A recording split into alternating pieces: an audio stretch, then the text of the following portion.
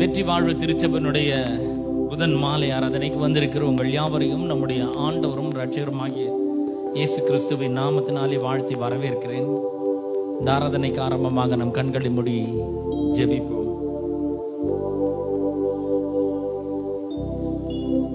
எங்கள் அன்பின் பிதாவே, உம்முடைய குமாரனாகிய இயேசு கிறிஸ்துவின் நாமத்திலே உம்மண்டை நாங்கள் வருகிறோம். அற்புதமான மனம் மகிழ்ச்சி நாளுக்காக உமக்கு நன்றி செலுத்துகிறோம். எங்கள் தேவாதி தேவன், கர்த்தாதி கர்த்தர், நீர் நல்லவரும் நன்மை செய்கிறவருமாய் இருக்கிறேன். அதற்காக உமக்கு நன்றி செலுத்துகிறோம். ஆண்டவரே, எங்களை ஒரு விஷயம் கூட உம்முடைய கரத்திலே தாழ்த்தி ஒப்பு கொடுக்கிறோம். இங்க நடக்கிற எல்லாவற்றின் மூலமாக கர்த்தருடைய நாமம் மகிமை படட்டும் என்று ஜெபிக்கிறேன். பரிசுத்த ஆவியானுடைய உதவியை நாங்கள் நாடுகிறோம். வார்த்தையை புரிந்து கொள்ளும்படியாக தெய்வீக அனுக்கிரகத்தை நீர் எங்களை தரும்படியாக நாங்கள் ஜெபிக்கிறோம். ஆண்டவரே, வந்திருக்கிற ஒவ்வொருவரையும் உடைய கரத்தினாலே ஆசீர்வதிப்பீராக.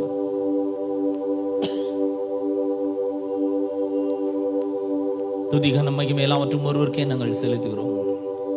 இயேசுவின் நாமத்தில் ஜெபிக்கிறோம் பிதாவே, ஆமென். பாடலை பாடி நாம் கர்த்தரை மேம்படுத்தும். என்னை அழைத்தவரே, என்னை தொட்டவரே, நீர் இல்லாமல் நான் இல்லையே. என்னை அழைத்தவரே, என்னை தொட்டவரே, நீர் இல்லாமல் நான் இல்லையே. நான் வாழ்ந்தது உங்க கிருபை, நான் வளர்ந்ததோ உங்க கிருபை. என்னை உயர்த்தி வைத்தீரே உம் கிருபையே. நான் வாழ்ந்தது உங்க கிருபை, நான் வளர்ந்ததோ உங்க கிருபை. என்னை உயர்த்தி வைத்தீரே உம் கிருபையே. உங்க கிருபை வேண்டுமே, உங்க கிருபை போதுமே. உங்க கிருபை இல்லாம நான் ஒன்றும் இல்லையே. உங்க கிருபை வேண்டுமே, உங்க கிருபை போதுமே. உங்க கிருபை இல்லாம நான் ஒன்றும் இல்லையே. இயேசுவே,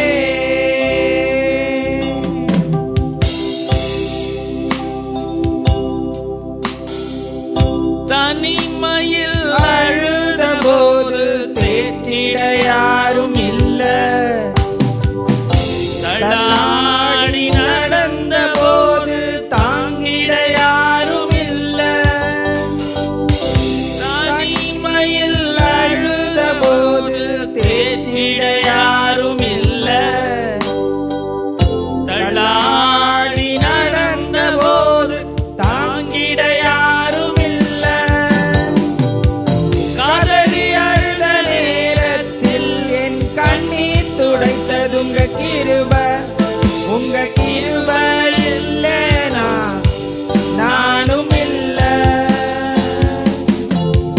உங்க கிருபை இல்லைனா நானும் இல்ல. உங்க கிருபை வேண்டுமே, உங்க கிருபை போதுமே. உங்க கிருபை இல்லாம நான் ஒன்றும் இல்லையே. உங்க கிருபை வேண்டுமே, உங்க கிருபை போதுமே. உங்க கிருபை இல்லாம நான் ஒன்றும் இல்லையே. இயேசுவே,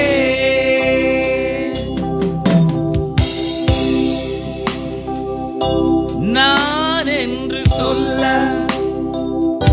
எனக்கொன்றும் இல்ல. திறமன்னு சொல்ல என்னிடம் எதுவும் இல்ல. நான் என்று சொல்ல எனக்கொன்றும் இல்ல.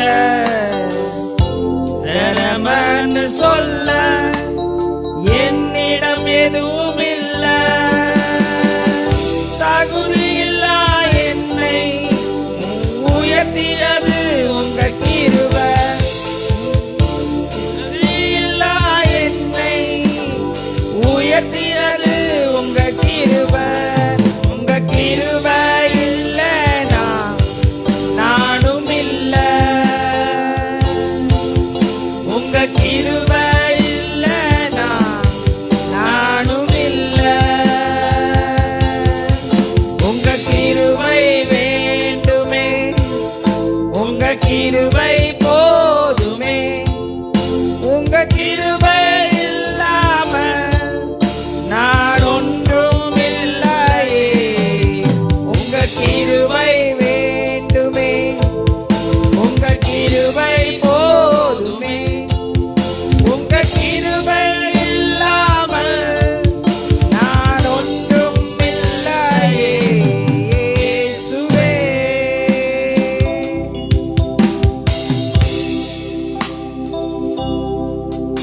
என்னை அழைத்தவரே, என்னை தொட்டவரே, நீரில்லாமல் நான் இல்லையே. என்னை அழைத்தவரே, என்னை தொட்டவரே, நீரில்லாமல் நான் இல்லையே. நான் வாழ்ந்தது உங்க கிருபை, நான் வளர்ந்ததும் உங்க கிருபை, என்னை உயர்த்தி வைத்தீரே உன் கிருபையே.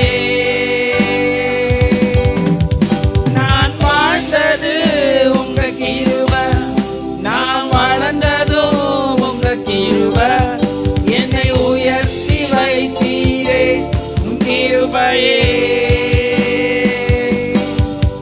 உங்க கிருபை வேண்டுமே, உங்க கிருபை போதுமே, உங்க கிருபை இல்லாமல் நான் ஒன்றும் இல்லையே. உங்க கிருபை வேண்டுமே, உங்க கிருபை போதுமே, உங்க கிருபை இல்லாமல் நான் ஒன்றும் இல்லையே. இயேசுவே,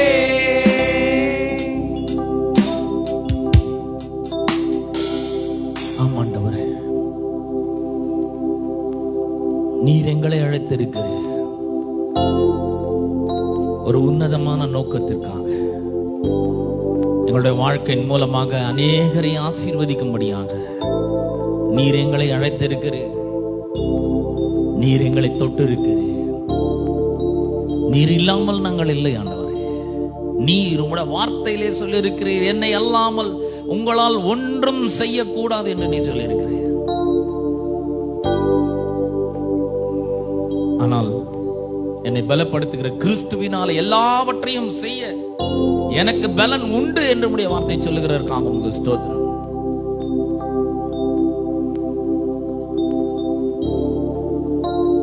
கர்த்தாவே, உம்மை ஸ்தோத்தரிக்கிறோம். உம்முடைய கிருபைக்காக உமக்கு ஸ்தோத்திரம், உம்முடைய தயவுக்காக உமக்கு ஸ்தோத்திரம், உம்முடைய பேரன்புக்காக உமக்கு ஸ்தோத்திரம், உம்முடைய தெய்வீக தொடுதலுக்காக உமக்கு ஸ்தோத்திரம், தெய்வாதீனமான உதவிகளுக்காக உமக்கு ஸ்தோத்திரம். எங்கள் வாழ்க்கையில நீர் செய்து வருகிற அற்புதங்களுக்காக உமக்கு ஸ்தோத்திரம் ஆண்டவரே. நீர் எங்களுக்கு கொடுத்திருக்கிற விடுதலைக்காக உமக்கு ஸ்தோத்திரம்.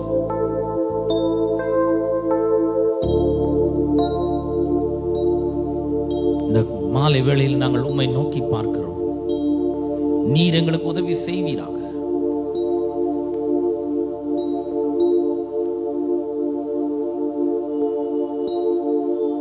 நாங்கள் உம்மை நோக்கி பார்க்கும் பொழுது நீர் எங்களை எல்லா இக்கட்டுகளுக்கும் விலக்கி பாதுகாக்கிறதற்காக உமக்கு நன்றி செலுத்துகிறோம். நன்றி செலுத்துகிறோம். இன்னொரு பாடலை நாம் பாடி கர்த்தரை மேம்படுத்துவோம்.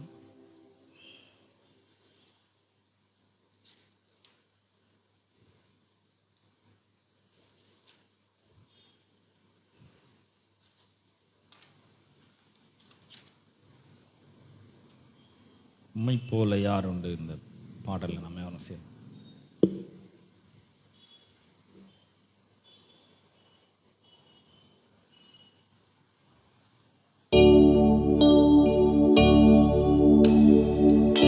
உம்மை போல யாருண்டு?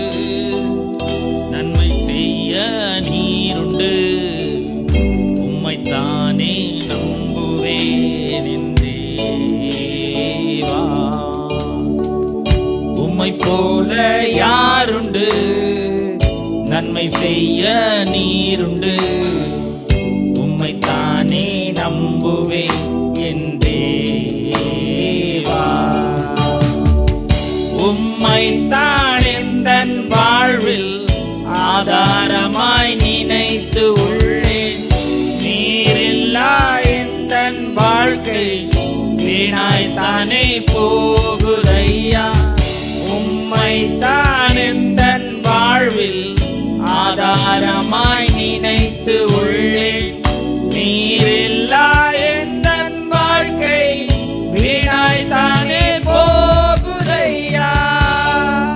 எல் ஷடாய் ஆராதிப்பேன், எலோஹிம் ஆராதிப்பேன், அடோனாய் ஆராதிப்பேன், இயேசுவே உம்மை ஆராதிப்பேன். எல் ஷடாய் ஆராதிப்பேன், எலோஹிம் ஆராதிப்பேன், அடோனாய் ஆராதிப்பேன், இயேசுவே உம்மை ஆராதிப்பேன்.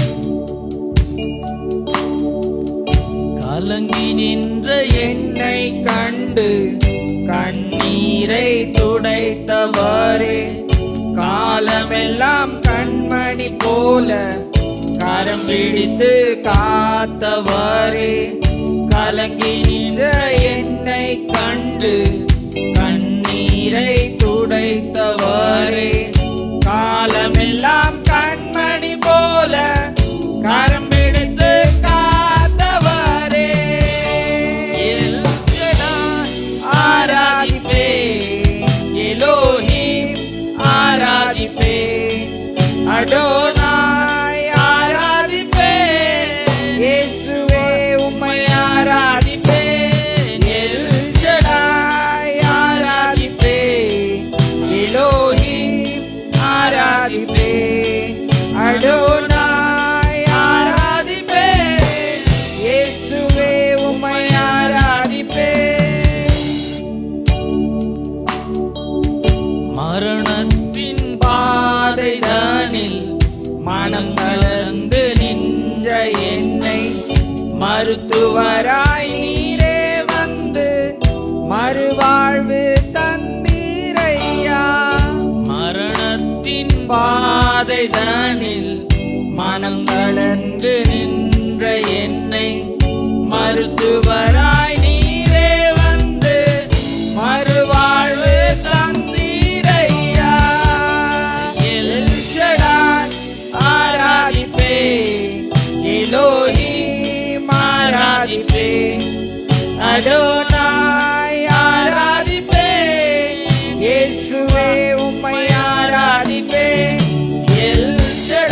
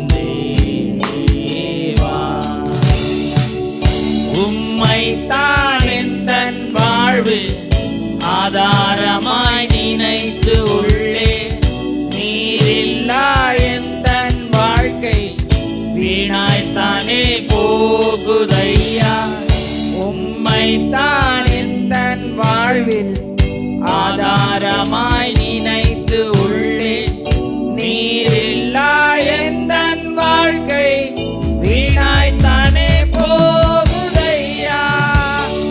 எல் ஷடாய் ஆராதிப்பேன், எலோஹிம் ஆராதிப்பேன், அடோனாய் ஆராதிப்பேன், இயேசுவே உம்மை ஆராதிப்பேன்.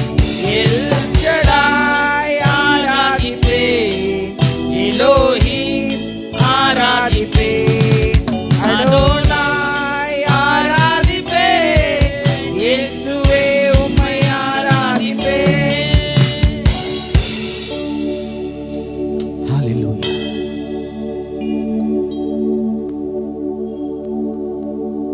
உம்மை போல வேறு தேவன் இந்த உலகத்திலே இல்லை ஆண்டவரே. எங்களை நேசிக்கிறதிலே உம்மை போல தேவன் ஒருவரும் இல்லை. எங்களை ரட்சிக்கிறதிலே உம்மை போல ஒரு தேவன் இல்லை. விடுவிக்கிறதிலே உம்மை போல தேவன் இல்லை. குணமாக்குகிறதிலே உம்மை போல வேறு தேவன் இல்லை.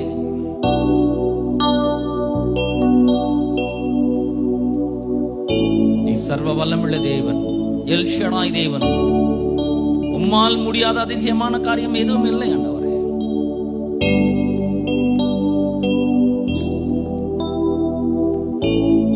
உம்மால் கூடும், எல்லாம் கூடும் ஆண்டவரே. ஹalleluya. தகப்பனே உம்மை ஸ்தோத்திரிக்கிறோம். இந்த மாலை வேளையிலே நாங்கள் உம்மை விசுவாசிக்கிறோம். உம்முடைய அன்பை விசுவாசிக்கிறோம். உம்முடைய வல்லமையை விசுவாசிக்கிறோம். உம்முடைய மகத்துவத்தை விசுவாசிக்கிறோம். உம்முடைய மகிமையை விசுவாசிக்கிறோம் ஆண்டவரே. எங்கள் மூலமாய் எல்லாம் வெளிப்படட்டும் என்று நாங்கள் ஜெபிக்கிறோம். எங்களை தாழ்த்துகிறோம். உம்முடைய கரத்திலே ஒப்பு கொடுக்கிறோம். சகல கனம் துதி மகிமை எல்லாவற்றையும் ஒருவருக்கே நாங்கள் செலுத்துகிறோம். இயேசுவின் நாமத்தில் ஜெபிக்கிறோம் பிதாவே, ஆமென்.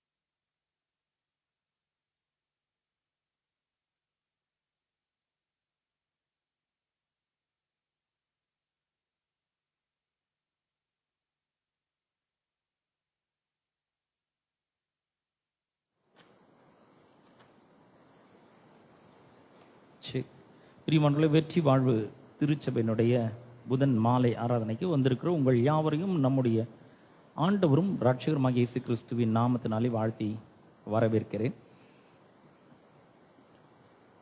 புதன் மாலை வேளைகளிலே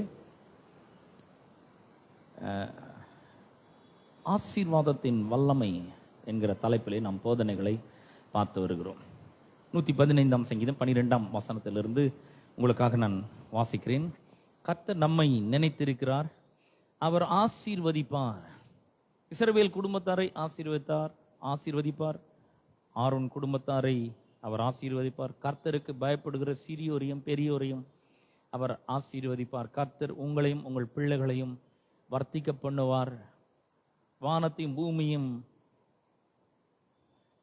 படைத்த கர்த்தராலே நீங்கள் ஆசீர்வதிக்கப்பட்டவர்கள். பிரியமானவர்களே, இந்த வேத பகுதி நம்ம பல வாரங்களாக பார்த்து வருகிறோம். நீங்கள் ஆசீர்வதிக்கப்பட்டவர்கள்.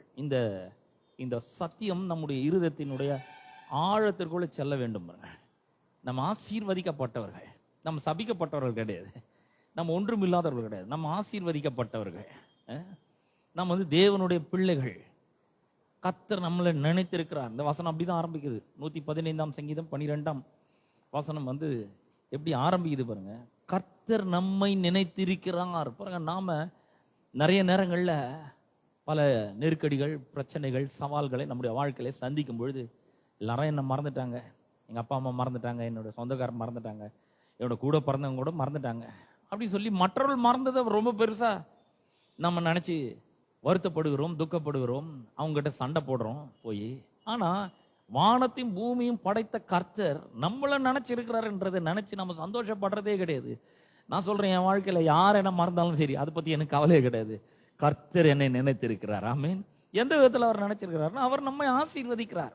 நம்ம ஆசீர்வதிக்கிற விதத்திலே அவர் நம்மை நினைத்திருக்கிறார். இது ரொம்ப ஒரு அற்புதமான ஒரு சத்தியம். இந்த சத்தியத்தை ஒவ்வொரு வாரமும் நான் இந்த வசனத்தை வாசிக்கிறேன்.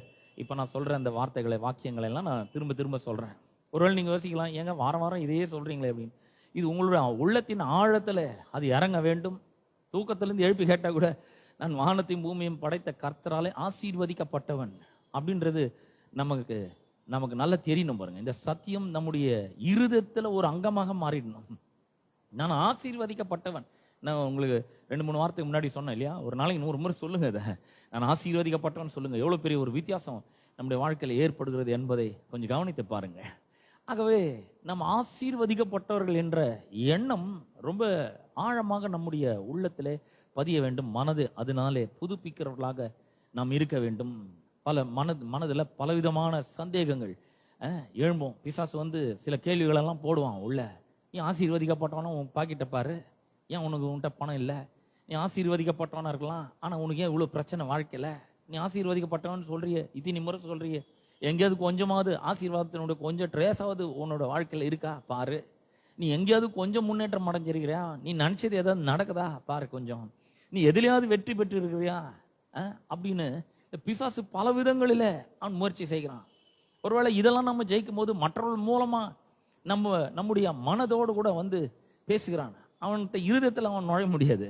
அதனால மனதுல சில சந்தேக எண்ணங்களை ஏற்படுத்துகிறான். மற்றவர்கள் என்ன பண்றாங்க, நீ ஒரு ஃபெயிலியர், நீ எதுக்குமே பிரயோஜனமே கிடையாது, நீ வாழ்க்கையில முன்னேற முடியாது, ஜெயிக்க முடியாது, தோல்வி அடைய முடியாது. என்னை கூட பார்த்து அப்படிதான் சொன்னாங்க. பாருங்க, இன்னைக்கு நான் எவ்வளவு பெரிய வெற்றி அடைந்திருக்கிறேன்.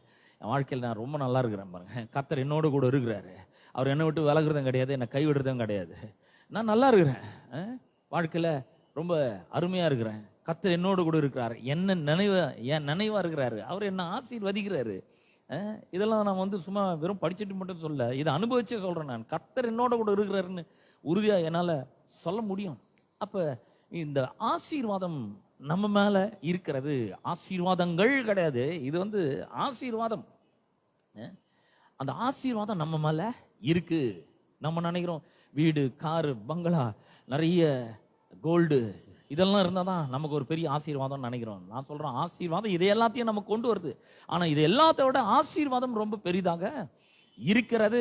ஆசீர்வாதம் ரொம்ப ரொம்ப பெருசு. நீங்களாம் கற்பனை பண்ணி பார்க்கறத விட இந்த ஆசீர்வாதம் ரொம்ப பெருசா இருக்குது. பாருங்க, ஆசீர்வாதம் நம்ம மேல இருக்கும் பொழுது யார் எவ்வளவு கீழே நம்மளை போட்டு அழுத்தினாலும் நம்ம மேல வருவோம். கர்த்தர் வேற அற்புதமான வழிகளை திறந்து ஆண்டவர் நம்ம மேல கொண்டு வர்றதை நாம நிச்சயமாக பார்க்க முடியும். எவ்வளவு பெரிய ஒரு டிப்ரெஷன் வந்தாலும் சரி, அதுல இருந்து கர்த்தர் நம்மளை விடுதலையாக்கி நம்மளை உயர்த்துறத, வெற்றி மேல வெற்றியை தருகிறத நம்ம வாழ்க்கையில நிச்சயமா நம்மளால பார்க்க முடியும்.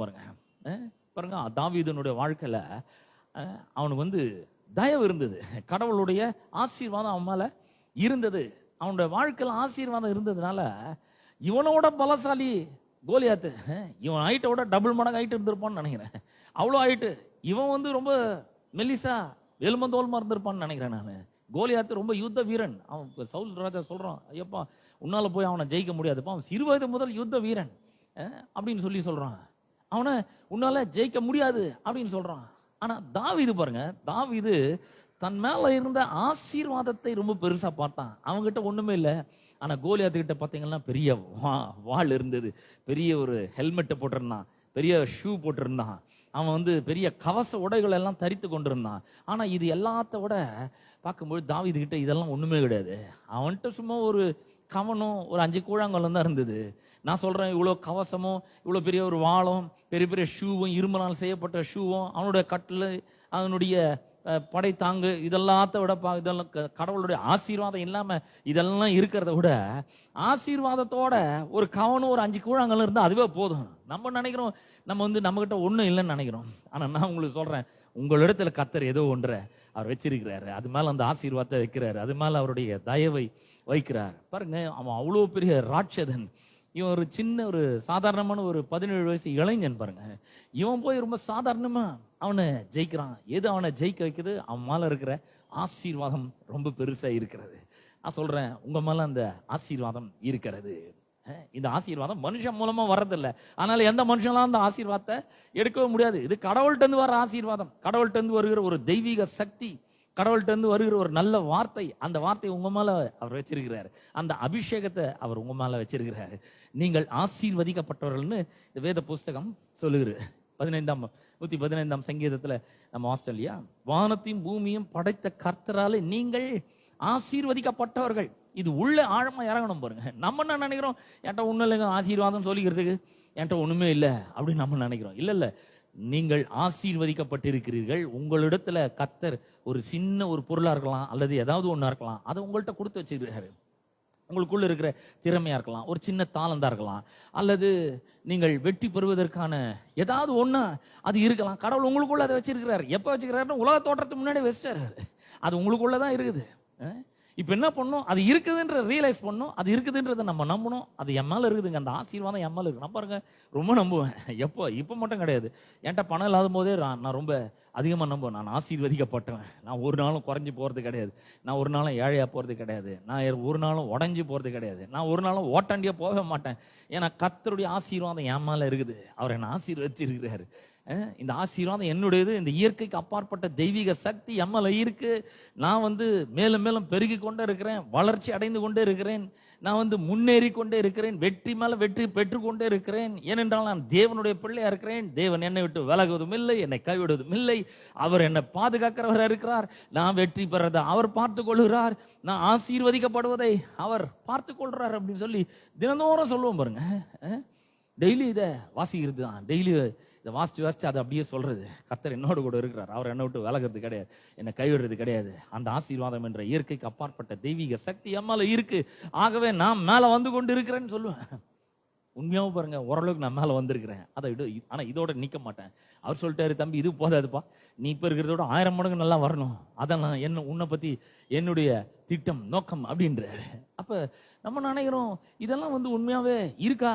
அப்படி இருக்குன்னா என் வாழ்க்கையில ஏன் அது பலிக்கவே மாட்டேங்குது அப்படிலாம் நம்ம யோசிக்கிறோம் பாருங்க. இந்த ஆசீர்வாதம் நிரம்பி வழிகிற அளவுக்கு கர்த்தர் நம்ம மேல அந்த ஆசீர்வாதத்தை வச்சிருக்கிறார். தாவீது அவனுடைய சங்கீதம் 1 சொல்றான், என் பாத்திரம் நிரம்பி வழிகிறது.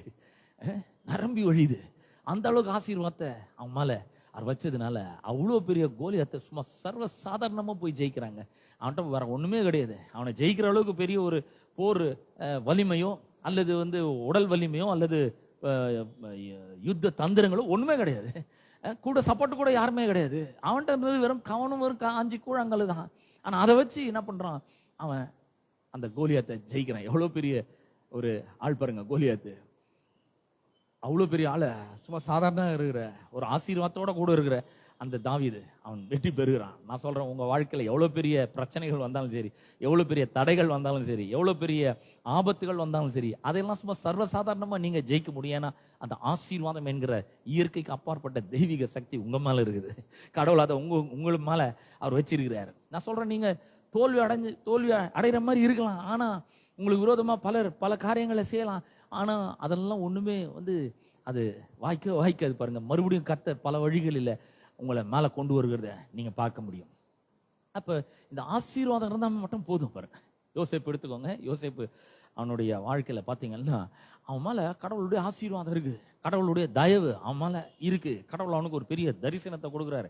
என்ன கொடுக்குறாருன்னா, உன்னோட சகோதரர்லாம் உன்னை வணங்குவாருங்க, உங்க தாயும் தகப்பனும் கூட உன்னை வணங்குவாங்கன்னு சொல்லிட்டு ஒரு பெரிய தரிசனத்தை கொடுக்குறாரு பாருங்க. அவன் ரொம்ப இளைஞனா இருக்கிறான், சின்ன பையனா இருக்கிறான்.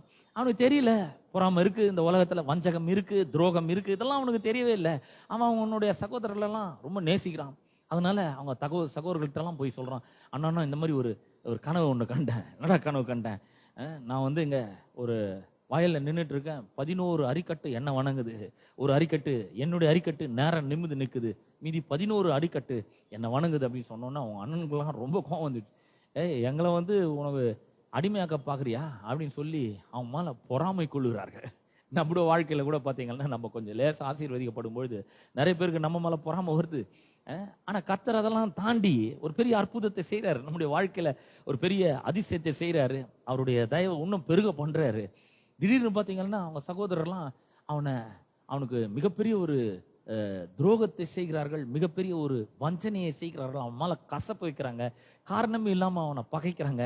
அவன் என்ன பண்றாங்கன்னா ஒரு குழியில தூக்கி போட்டுட்டு அவனுடைய ட்ரெஸ் எல்லாம் கழட்டி ஒரு மிருகத்தை கொன்று அந்த ரத்தத்துல அந்த ட்ரெஸ்ஸை துவைச்சு அவங்க அப்பாட்ட கொண்டு போய் கொடுத்து, இதை வந்து நாங்க கண்டெடுத்தோம், ஏதோ ஒரு இது உம்முடைய பிள்ளையுடைய வஸ்திரம் தானே பாரும், ஏதோ ஒரு காட்டு மிருகம் அவனை அடித்து கொன்று போட்டு பீறி போட்டிருக்கலாம் அப்படின்னு சொல்லி அவங்க அப்பாவையும் வஞ்சிக்கிறாங்க பாருங்க. இவனை தூக்கி குழியில போட்டாங்க.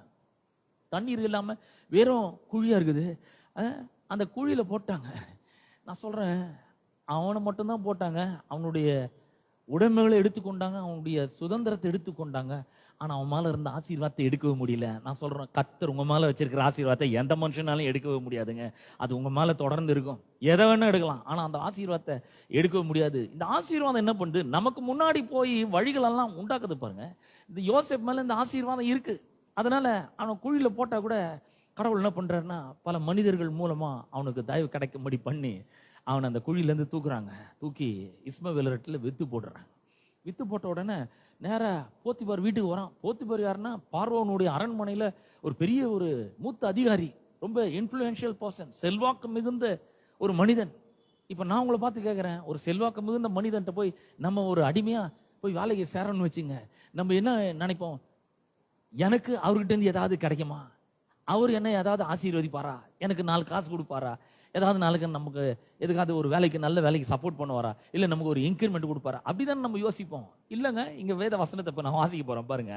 இந்த ஆசீர்வாதம் எப்படிப்பட்டதுன்னு பாருங்க. யோசேப்பு அடிமையா அந்த வீட்டுக்கு போறான், போத்திபார் வீட்டுக்கு. ஆதியாகமம் 39ஆம் அதிகாரத்துல 1ஆம் வசனத்துல இருந்து வாசிக்கிறேன். யோசேப்பு எகிப்துக்கு கொண்டு போகப்பட்டான். பார்வோனுடைய பிரதானியும் தலையாரிகளுக்கு அதிபதியுமாகிய போத்திபார் என்னும் எகிப்து தேசத்தான் அவனை அவ்விடத்திற்கு கொண்டு வந்த இஸ்மவேலரிடத்தில் விலைக்கு வாங்கினான்.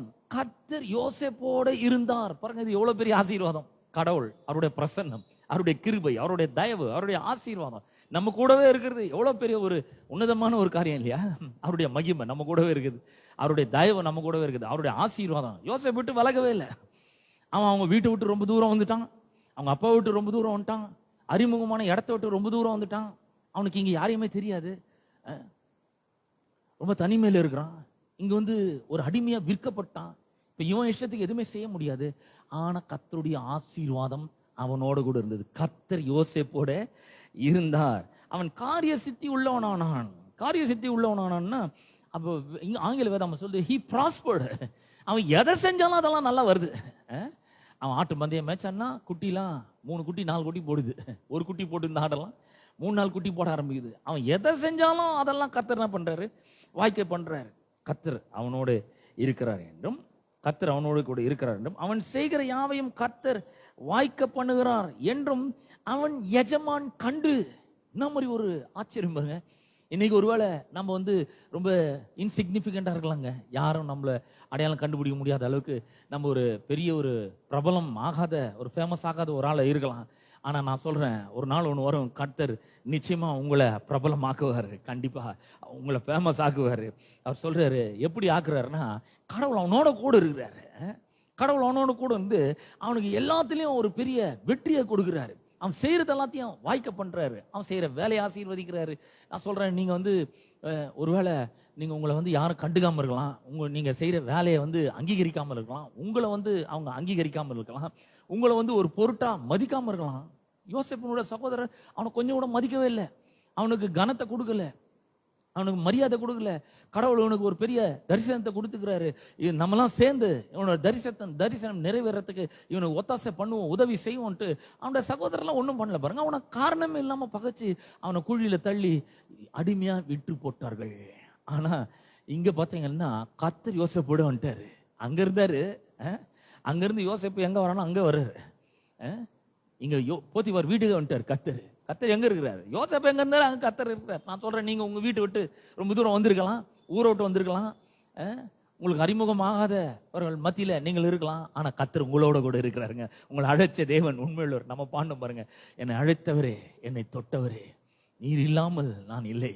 எவ்வளவு அற்புதமான வரிகள் பாருங்க. அதெல்லாம் கர்த்தர் யோசேப்போட இருக்கிறாரு. யோசேப்போட இருந்து என்ன பண்றாரு? அவன் செய்யற யாவற்றையும் வாய்க்க செய்கிறாருங்க கர்த்தர். நான் சொல்றேன், கடவுள் உங்களோட கூட இருக்கிறாரு, அவரோட ஆசீர்வாதம் உங்க மேல இருக்குதுன்னு சொன்னா நீங்க செய்யற எல்லாமே நல்லா இருக்கும், நல்லா வாய்க்கும். நீங்க ஒரு ஊழியத்தை செஞ்சா அதுல பெரிய வெற்றி பெறுவீர்கள். ஒரு ஊழியத்தை செஞ்சா அதுல ஒரு பெரிய முன்னேற்றம் இருக்கும். நீங்க ஒரு ஜெபம் பண்ணீங்கன்னா அது பலிக்கும், அந்த ஜெபத்துக்கு பதில் கிடைக்கும். கடவுள் அந்த காரியத்தை உங்களுக்காக செய்ய வல்லவரா இருக்கிறாரு. நீங்க யாருக்காவது போய் ஜெபம் பண்ணீங்கன்னா அவங்க விடுதலை ஆவாங்க, சுகமடைவாங்க. பெரிய பெரிய அற்புதங்களை உங்கள் மூலமாக அவர் நிச்சயமா நடத்துவார். ஏன்னா கடவுளுடைய ஆசீர்வாதம் உங்க மேல இருக்கிறது. கர்த்தர் பாருங்க, அவனோட கூட வருகிறாரு. எங்க அடிமை அவன், ஆனா அவனை ரொம்ப பிடிக்குது. நான் சொல்றேன், இந்த உலகத்துல உங்களை வந்து யாருக்கும் பிடிக்காம இருக்கலாம், ஆனா கர்த்தருக்கு உங்களை ரொம்ப பிடிக்குதுங்க. ஏன்னா அவருடைய ஆசீர்வாதம், அவருடைய தயவு உங்க மேல இருக்குது. உங்களை தூக்கணும்னு முடிவு பண்ணிட்டாரு அவரு, உங்களை உயர்த்தணும்னு முடிவு பண்ணிட்டாரு, உங்களை வாழ்க்கையினுடைய ஒரு உச்சத்துக்கு கொண்டு போகணும் அப்படின்னு அவர் திட்டமிட்டு இருக்கிறாரு. ஆகவே அவர் என்ன பண்றாரு, யாரு தடுத்தாலும், எவ்வளவு சவால்கள் வந்தாலும், எத்தனை பிரச்சனைகள் வந்தாலும் கர்த்தர் உங்களை உயர்த்த வல்லமை உள்ளவராக இருக்கிறார். அதெல்லாம் ஒண்ணு இல்லாம பண்ணி 3ஆம் வசனம் சொல்லுது, கர்த்தர் அவனோடு இருக்கிறார் என்றும் அவன் செய்கிற யாவையும் கர்த்தர் வாய்க்க பண்ணுகிறார் என்றும் அவன் எஜமான் கண்டு யோசேப்பினிடத்தில் தயவு வைத்து. பாருங்க, இங்க யோசேப்பு மேல இந்த போத்திபார் தயவு வைக்கிறான். போத்திபார் எவ்வளவு பெரிய ஆள் இல்லையா? போத்திபார் வந்து பார்வோனுடைய தலையறிகளுக்கெல்லாம் அதிபதி. போத்திபார் யாரு? அவன் வந்து பார்வோனுடைய பிரதானி, தலையாரிகளுக்கெல்லாம் அதிபதி. ரொம்ப பெரிய ஆளுடைய தயவு இவனுக்கு கிடைக்கும்படி செய்கிறாரு. நான் சொல்றேன், வாழ்க்கையில பயப்படாதீங்க, தைரியமா இருங்க. நான் உங்களுக்கு சொல்றேன், நான் தைரியமா இருக்க ஆரம்பிச்சேன் பாருங்க கர்த்தருக்காக. வாழ்க்கையில எதுக்குமே பயப்படாதீங்க. ஐயோ, நான் செய்யற வேலை யாருக்குமே தெரியல, இரவு பகலும் நான் வேலை செய்யறேங்க, எவ்வளோ உண்மை உத்தமமா நான் வேலை செய்யறேன், எவ்வளோ வந்து நான் உழைக்கிறேன், என் உழைப்பெல்லாம் வீணா போயிடுதோ அப்படின்னு ஒருவேளை நீங்க யோசிக்கலாம். ஆனா நான் சொல்றேன், உங்க உழைப்பு ஒரு நாளும் வீணா போறதே கிடையாது. பாருங்க, யோசேப்பு நினைச்சிருந்தா அவங்க சகோதரர்கள் நினைச்சு புலம்பி இருக்கலாம், அவங்க சகோதரர் மேல சாபத்தை விட்டுருக்கலாம். நீங்களாம் நல்லாவே இருக்க மாட்டீங்கடா, என்னை இந்த மாதிரி ஒரு நிலைமைக்கு கொண்டு வந்துட்டீங்களே அப்படின்னு சொல்லி அவங்க சகோதரர்கள் எல்லாம் வந்து பழி சொல்லி இருக்கலாம். ஆனா அவன் எதுவுமே சொல்லவே இல்லை. சகோதரர்களை நேசிக்கிறான், அவங்களுக்காக ஜெபம் பண்ணிருப்பான்னு நான் விசுவாசிக்கிறேன். ஏன்னா கர்த்தர் அவனோட கூட இருக்கிறாரு. கர்த்தருக்கு அவனை ரொம்ப பிடிக்குது. எவன் எதனா பண்ணிட்டோம், ஆனா கடவுள் சொன்ன வார்த்தை நிச்சயமா நிறைவேறும் என்பதை அவன் உறுதியாக நம்பினான், உறுதியாக விசுவாசித்தான். அவன் வந்து அதுல வந்து கொஞ்சம் கூட அவன் அவிசுவாசமா இருக்கவே இல்லை. அவன் கடவுள் வார்த்தையை நம்பினான். பாருங்க, கர்த்தர் என்னோட கூட இருக்கிறார்ன்றத அவன் வந்து அறிந்து கொண்டிருந்தான். ஏன்னா அவன் செய்யற எல்லாவற்றையும் கர்த்தர் வாய்க்க செய்யறாரு, வெற்றி பெற வைக்கிறாரு, அற்புதங்களை செய்யறாரு அவனுடைய வாழ்க்கையில. அவன் செய்யற வேலையில எல்லாம் பெரிய பெரிய பலன்களை கொண்டு வர்றாரு. போத்திபார் பார்த்தான் பாருங்க, எதை தொட்டாலும் இவன் வந்து ரொம்ப நல்லா வருதுங்க. ஆடை நல்லா மேய்க்கிறான், மாடை நல்லா மேய்க்கிறான், பசங்களை நல்லா வேலை வாங்குறான் அவனுடைய வீட்டுல. நான் உங்களுக்கு சொல்றேன், போத்திபார் வந்து எவ்வளவு பெரிய ஆளுன்னு கொஞ்சம் யோசிச்சு பாருங்க. பார்வோனுடைய பிரதானி, தலையாரிகளுக்கெல்லாம் அதிபதி, இவனுடைய வீட்டுல எவ்வளவு பேர் இருந்திருப்பாங்கன்னு பாருங்க. இவனுக்கு ஜாலரா போடுறதுக்கு, இவன் சொல்றதை செய்யறதுக்கு, அவன் கண்ணாசைவை புரிஞ்சுக்கின்னு அவனுக்காக வேலை செய்யறதுக்கு எவ்வளவு பேர் இருப்பாங்க இல்லையா? இன்னைக்கு பெரிய பெரிய ஆட்களை நீங்க கவனிச்சு பாத்தீங்கன்னா அவங்களுக்குன்னு பிஏ ஒருத்தர் இருப்பாரு, யாரும் அவங்க கிட்ட போக முடியாது. அந்த மாதிரி எல்லாம் பிளாக் பண்ணுவாங்க. ஏன்னா எது வந்தாலும் என்கிட்ட சொல்லு, நான் சொல்றேன் அவர்கிட்ட, ஐயாட்ட நான் பேசிக்கிறேன், உனக்கு என்ன வேணும் சொல்லு, என்கிட்ட சொல்லு அப்படின்னுவாங்க. யாரும் என்கிட்ட நுழைவு விட மாட்டாங்க. ஆனா இங்க வந்து எல்லாமே தலைகீழ் நடக்குது. யோசேப்பு என்னெல்லாம் செஞ்சானோ அதெல்லாம் கர்த்தர் வாய்க்க பண்ணதுனால, அவன் காரிய சித்தி உள்ளவனா இருந்தபடினால, கடவுளுடைய தயவு அம்மால இருந்ததுனால, இந்த போத்திபார் என்ன பண்றான், அவன் செய்யறதெல்லாம் பாக்குறான். அடடைவா ரொம்ப நல்லா பண்றதெல்லாம் நல்லா வருதுங்க அப்படின்னு. அப்ப நான் சொல்றேன், எது வேணா உங்களுக்கு நடந்திருக்கலாம். இதுக்கு முன்னாடி உங்களோட வாழ்க்கையில பலர் உங்களை வந்து கரிச்சு கொட்டிருக்கலாம், பலர் உங்களை வந்து ரிஜெக்ட் பண்ணிருக்கலாம், பலர் வந்து உங்களை புறக்கணிச்சு தள்ளி இருக்கலாம், இல்லாத பொல்லாதெல்லாம் சொல்லி உங்களை வந்து வேலையை விட்டு தூக்கி இருக்கலாம், இல்லாத பொல்லாதெல்லாம் சொல்லி உங்களை வந்து திட்டு வாங்கி வச்சிருக்கலாம். அதெல்லாம் விடுங்க. அவங்க மேலெல்லாம் இருக்கிற கசப்பு, எரிச்சல், பகை, விரோதம் இதெல்லாம் தூக்கி போட்டு உண்மையா கடவுள் உங்களை எதுக்காக அழைச்சாரோ அந்த வேலையை நீங்க செய்ய ஆரம்பிங்க. அல்லது நீங்க செய்யற பிசினஸ நீங்க உண்மை உத்தமமா செய்ய ஆரம்பிங்க. கடவுள் என்னோடு கூட இருக்கிறாருங்க, நான் செஞ்சேன்னா அது கண்டிப்பா வாய்க்கும். கர்த்தர் எனக்கு இதுல ஒரு பெரிய வெற்றியை தருவாருங்க. அவரை நான் நம்புறேன், அவரை நான் விசுவாசிக்கிறேன். அவர் என்னோட கூட இருக்கிறாரு. என்ன உயர்த்தத்துக்காக எனக்கு ஆசீர்வாதம் என்கிற ஒரு இயற்கைக்கு அப்பாற்பட்ட தெய்வீக சக்தியை எம்மால வச்சிருக்கிறாரு. நான் செய்யற எல்லாமே வெற்றி பெறும், நான் செய்யற எல்லாம் வாய்க்கும். அவர் என்னோட கூட தான் இருக்கிறாரு. எனக்கு நல்லா தெரியுது, எனக்கு மாபெரும் வெற்றிகளை அவர் கொண்டு வந்து தர முடியும் என்பதை நம்பி விசுவாசித்து அந்த வேலையை உண்மையும் உத்தமா செய்யுங்க. யார் பாக்குறாங்கன்னு நீங்க பாக்காதீங்க. சிலர் எல்லாம் பாத்தீங்கன்னா பாஸ் பார்க்கும்போது பிரமாதமா வேலை செய்வாங்க. நான் அந்த மாதிரி இடத்துல எல்லாம் இருந்திருக்கிறேன் நான் நிறைய. பாஸ் பார்க்குறாருன்னு சொன்னா அப்படியே ஓடுவான், ஓடியாருவான், வேர்த்து வழிச்சு ஊற்றுவான், ஏதோ பயங்கரமா வேலை செய்யற மாதிரி பண்ணுவான். பாஸ் போன பிறகு பார்த்தீங்கன்னா ஏதாவது நோண்டிட்டு இருப்பான், வேலையை செய்யவே மாட்டான். அந்த மாதிரி ஆட்கள்லாம் நிறைய பேர் இருக்காங்க. ஆனா அந்த மாதிரிலாம் பண்ணாம கர்த்தர் என்ன பார்க்குறாரு, அவர் இந்த வேலையை எனக்கு தந்திருக்கிறாரு, இந்த வேலையை நான் உண்மை மொத்தமாக நான் செய்ய போறேன். ஒருவேளை இன்னைக்கு நான் வந்து யாராலும் கண்டுக்கப்படாமல் இருக்கலாம், இன்னைக்கு ஒருவேளை எல்லாரும் என்னை ரிஜெக்ட் பண்ணிக்கலாம், இன்னைக்கு ஒருவேளை எல்லாரும் என்னை புறக்கணிச்சு தள்ளி இருக்கலாம், இன்னைக்கு வந்து எல்லாரும் என்னை பார்த்து ஒரு ஃபெயிலியர்னு சொல்லியிருக்கலாம். ஆனா கர்த்தர் என்னோட கூட இருக்கிறாரு, நான் செய்யறதை வாய்க்க பண்றாரு, எனக்கு மாபெரும் வெற்றிகளை தயாரி தருகிறார் என்று நாம அதை செய்யும் பொழுது என்ன நடக்குது, மற்றவர்களுடைய தயவு நமக்கு வந்து கிடைக்கும்படி செய்கிறது. இது என் வாழ்க்கையில கூட நான் அனுபவிச்சிருக்கேன். நான் என் வேலையை கண்ணு கருத்துமா செய்வேன். இந்த வேலையை நான் யாருக்காகவும் செய்யலை, எந்த மனுஷனுக்காகவும் செய்யலை, நான் கடவுளுக்காக செய்யறேன்றதை நம்பி செஞ்சேன் பாருங்க. என்னை வந்து பெரிய லெவல்ல கொண்டு வந்துட்டார் ஆண்டவர். ஒரு அலுவலகத்தில் வேலை செஞ்சிருந்தேன் பாருங்க, ஒரு சின்ன பொறுப்பு எனக்கு கொடுத்துருந்தாங்க பாருங்க. கடைசியில் பார்த்தீங்கன்னா எல்லாத்தையும் என் கையில் கொண்டு வந்து ஒப்படைச்சிட்டாங்க.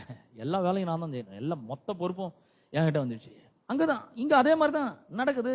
எஜமான் பார்த்துட்டான், இவன் செஞ்சது நல்லா வருது, ஒரு லெட்டர் இவன் நல்லா அடிக்கிறான், யூடியூப்ல போட்டான்னா நல்லா போடுறான், ஃபேஸ்புக் போட்டான்னா நல்லா போடுறான், மீடியால நல்லா ஒர்க் பண்றான், ஊழியத்தை நல்லா பண்றான், ஒரு இடத்துக்கு அனுப்புனாக்கா கரெக்டாக போய் ஜெபம் பண்ணிட்டு வரான், அங்கே போனால் கரெக்டாக பிரசங்கம் பண்ண போறான், இங்கே போனால் நல்லா அடக்கம் பண்றான், எல்லாமே நல்லா பண்றான், எதை செஞ்சாலும் நல்லா வருது. அதனால யோசேப்பின் மேல அந்த போத்திபார் தயவு வைக்கிறான் பாருங்க.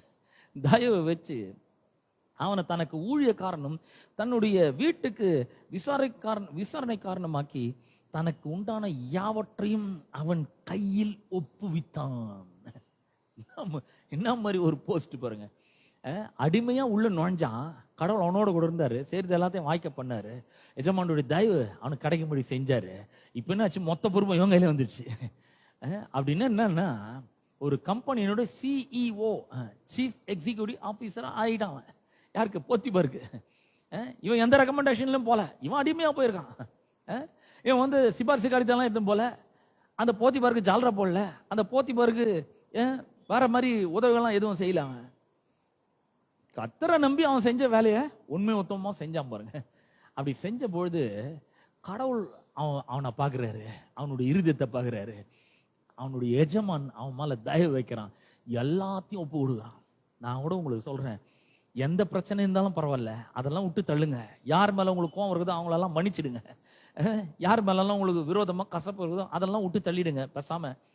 இப்ப கர்த்தரை நோக்கி பாருங்க, ஆண்டவரே நீர் எனக்கு இந்த வேலையை கொடுத்திருக்கிறீர், இந்த டீலை முடிக்கிறதுக்கு அந்த பொறுப்பு என்கிட்ட ஒப்படைக்கப்பட்டிருக்குது, இதை வந்து நான் செய்யணும், இது என்னோட வேலை, இது உமக்காக நான் செய்யறேன், நீர் பாக்குறீர், நான் உண்மையா இருக்கிறேன், இதை வந்து கண்ணும் கருத்துமா செய்வேன், ஏனோ தானோன்னு செய்ய போறது இல்லை, நான் வந்து உண்மையா செய்யறேன் ஆண்டவரே இந்த வேலையை அப்படின்னு நீங்க செய்யும் பொழுது கர்த்தர் என்ன பண்றாருன்னா, ஒரு காலகட்டத்தில் உங்களை மேல உயர்த்தி எல்லா பொறுப்புகளுக்கும் உங்களை அதிகாரியா மாத்திடுறாரு. உங்களுடைய வாழ்க்கையில உங்க மேல தயவு காட்டுற நிறைய பேரை உங்களோட கூட கனெக்ட் பண்றாருங்க ஆண்டவர். என்ன மாதிரி அற்புதம் பாருங்க. என் வாழ்க்கையில் கூட அந்த மாதிரி கடவுள் அநேகரை கொண்டு வந்துக்கிறாரு. என் மேல தயவு வச்சு எனக்கு உதவி செய்யக்கூடிய அநேகரை கர்த்தர் எழுப்பியிருக்கிறார் பாருங்க. கர்த்தர் உங்களுக்கும் செய்வாரு. நான் உங்களுக்கு உண்மையை சொல்றேன் பாருங்க. அவரை நம்பி அவரை விசுவாசிச்சு, அவர் மட்டும்தாங்க என்னுடைய ஆதாரம், அவருக்காக நான் செய்யறேன், இதை வேற யாருக்காகவும் செய்யல, எந்த மனுஷனுக்காகவும் செய்யல, நான் கர்த்தருக்காக செய்ய போறேன் அப்படின்னு சொல்லி உண்மையா நம்ம செய்யும் பொழுது கர்த்தர் என்ன பண்றாருன்னா, அநேகருடைய தயவு நமக்கு வந்து கிடைக்கும்படி அவர் நமக்கு உதவி செய்யறார். கொஞ்ச நாளுக்குள்ள நம்ம என்ன பண்ணோம், நல்ல ஒரு பிரதானமான ஒரு இடத்துக்கு வந்துட முடியும்.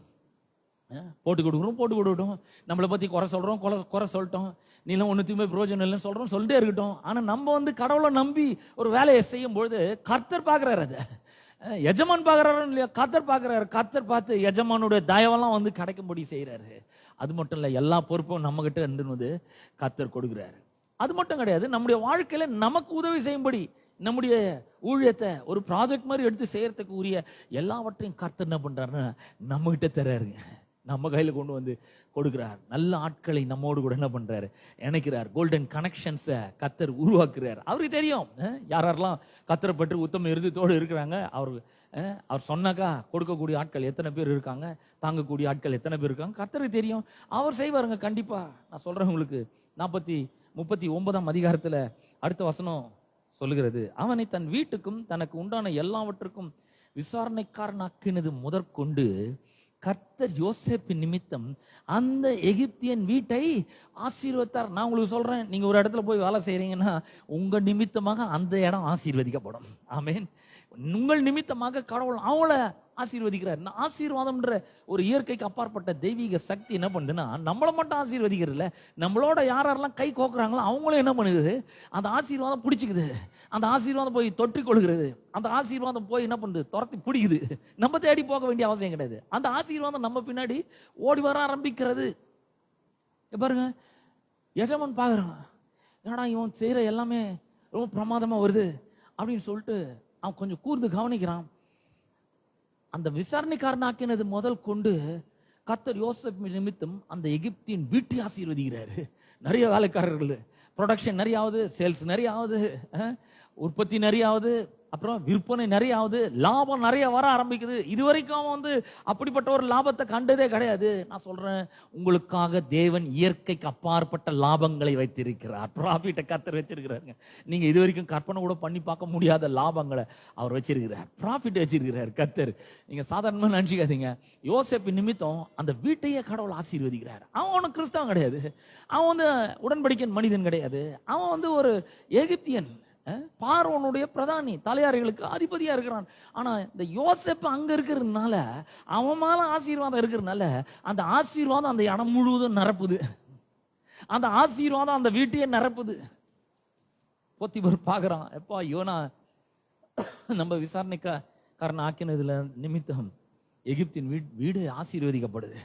வீட்டிலும் வெளியிலும் அவனுக்கு உண்டானவர்கள் எல்லாவற்றிலும் கர்த்தருடைய ஆசீர்வாதம் இருந்தது. வீட்டிலும் சரி வெளியிலும் சரி, எங்க போனாலும் ஆசீர்வாதம். நான் சொல்றேன் பாருங்க, இந்த ஆசீர்வாதம் மட்டும் இதை சரியா புரிஞ்சுக்கணும், அதை சரியான விதத்துல கடவுளுக்காக நம்ம அந்த காரியத்தை நம்முடைய வாழ்க்கையில விசுவாசத்தை ஏற்றுக்கொள்ளும் பொழுது அற்புதமான தலை சுத்துற அளவுக்கு ஆசீர்வாதங்கள் நம்முடைய வாழ்க்கையில திக்கு முக்காடிடும். அப்படியே அந்த அளவுக்கு பாருங்க, அவனுக்கு வீட்டிலும் சரி வெளியிலும் சரி அவனுக்கு உண்டான எல்லாவற்றிலும் கர்த்தருடைய ஆசீர்வாதம் இருந்தது. அடுத்த வசனம் சொல்லுது, ஆகையால் அவன் தனக்கு உண்டானதை எல்லாம் யோசேப்பின் கையில ஒப்பு கொடுத்து விட்டு தான் புசிக்கிற போஜனம் தவிர தன்னிடத்தில் இருந்த மற்றொன்றை குறித்தும் விசாரியாது இருந்தான். ஒன்னுத்தை பத்தி கேள்வியா கேட்கல, எல்லாம் அவன் பார்த்துப்பாங்க. ஏதாவது அவன்கிட்ட போய் கேளுங்க, என்கிட்ட வந்து கேட்காதீங்க, அவன்கிட்ட போய் யோசேப்பு இருக்கிறான், அவன்கிட்ட போய் கேளுங்க அப்படின்றான். போத்தி பாருங்க சொல்றானா, பின்னாடி பாத்தீங்கன்னா பார்வோனா அப்படி சொல்றான். என்கிட்ட ஏன் என்கிட்ட கேட்குறீங்க, என்கிட்ட ஏன் வரீங்க அப்படின்னு பார்வோன் கேட்கறது பாருங்க. பார்வோன் ராஜாங்க, இவன் பிரதானி, தலையறிகளுக்கு அதிபதி. இப்போ பார்வோன் தான் சொல்றாங்க. 41ஆம் அதிகாரம், ஆதியாகமம் 41ஆம் அதிகாரம் 53ஆம் வசனத்திலிருந்து வாசிக்கிறேன். எகிப்து தேசத்தில் வந்த பரிபூர்ணமுள்ள 7 வருஷங்களும் முடிந்த பின் யோசேப்பு சொல்லியபடி 7 வருஷ பஞ்சம் தொடங்கினது. சகல தேசங்களிலும் பஞ்சம் உண்ட, ஊரெல்லாம் பஞ்சம், உலகம் முழுக்க மிகப்பெரிய ஒரு பஞ்சம். ஆனாலும் எகிப்து தேசம் எங்கும் ஆகாரம் இருந்தது. யோசேப்பு இருக்கிற இடத்துல சம ஃபுட் இருக்குது, குறைவே இல்லை, நிறைவு இருக்கு. எல்லா இடத்துலயும் பஞ்சம், ஆனா இங்க ஆசீர்வாதம். பாருங்க, ஆசீர்வாதம்ன்றது பஞ்சத்தை காட்டிலும் ரொம்ப பெரிய ஒரு சக்தி. எவ்வளவு வருஷம் பஞ்சனாலும், 7 வருஷம் பஞ்சனாலும் இந்த ஆசீர்வாதத்தை ஒண்ணும் பண்ண முடியாது. ஆசீர்வாதம் மேற்கொள்ளுகிறது இந்த பஞ்சத்தை. ஆசீர்வாதம் இந்த பஞ்சத்தை விழுங்கி போடுகிறது. எல்லா இடத்திலும் பஞ்சம் இருக்கு, எங்குமே தானியம் இல்லை. ஆனா எகிப்துல தானியம் இருந்தது, ஆகாரம் இருந்தது. எகிப்து தேசம் எங்கும் பஞ்சம் உண்டான போது, 55ஆம் வசனத்தை வாசிக்கிறேன்.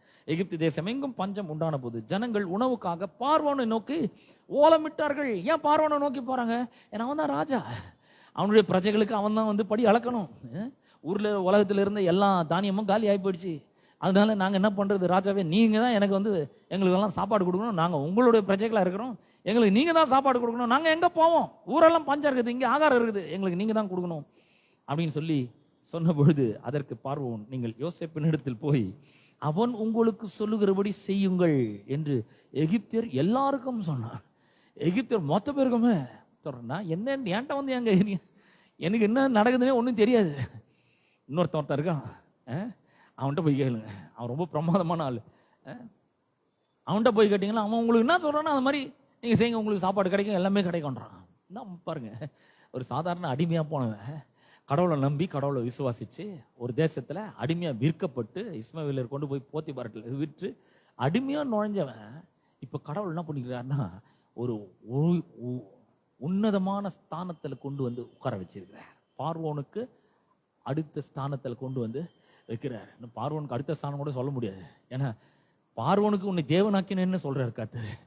அந்த அளவுக்கு யோசேப்பை உயர்த்துகிறார். ஏன் அப்படி உயர்றான்? ஏன் யோசேப்பு அந்த மாதிரி உயர்றான்? இவ்வளோ சகோதரர்கள் காரணமே இல்லாம பகைக்கிறாங்க, வேலை மேல ஒரு செய்யாத தப்புக்காக அவனை வந்து ஜெயிலில் போடுறாங்க, சிறைச்சாலையில போடுறாங்க. அங்கேயும் கர்த்தர் யோசேப்போட கூட இருக்கிறாரு.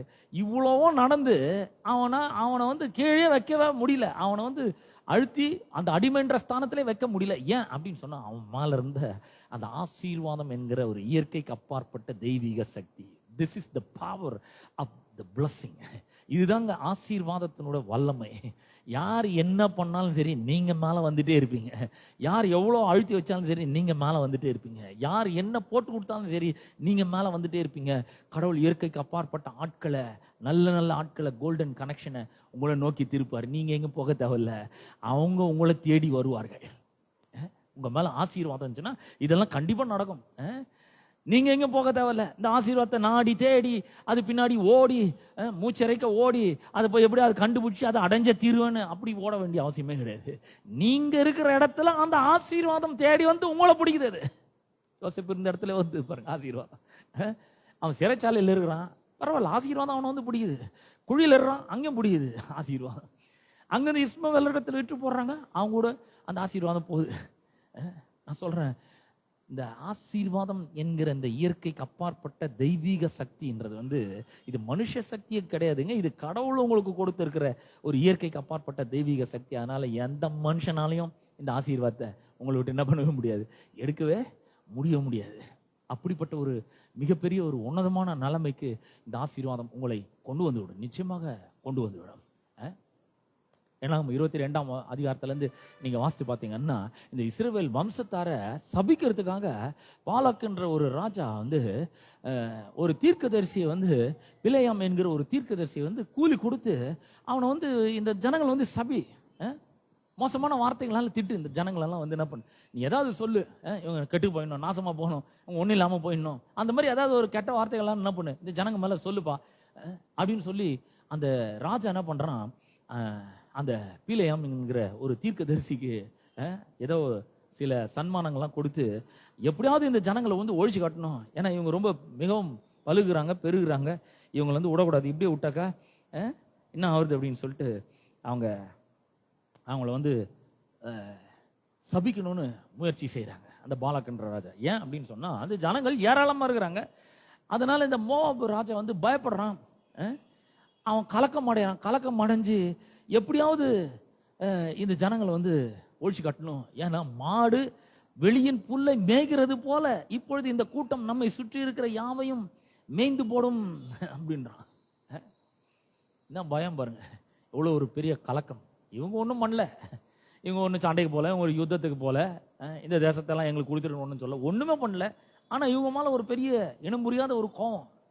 நம்மளோட வாழ்க்கையில கூட பாத்தீங்கன்னா நம்ம மேல நம்ம எல்லாருக்கும் நல்லதுதான் செஞ்சிருப்போம், ஆனா நம்ம மேல இனம் புரியாத ஒரு கோவம். எல்லாரும் நம்ம மேல ஒரு பகையும் விரோதத்தையும் கசப்பையும் மூர்க்கத்தையும் வைராக்கியத்தையும் வைத்தறிச்சலையும் பொறாமையும் நம்ம மேல காண்பிக்கிறத நாம பார்க்க முடியும். அப்ப இந்த ராஜா என்ன பண்றான், இந்த ஜனங்களை ஒழிச்சு காட்டணும், இந்த ஜனங்க பெருகக்கூடாது, இந்த ஜனங்க ஆசீர்வாதமா இருக்கக்கூடாது, ஏன்னா இவங்க பெருகிட்டே போறாங்க.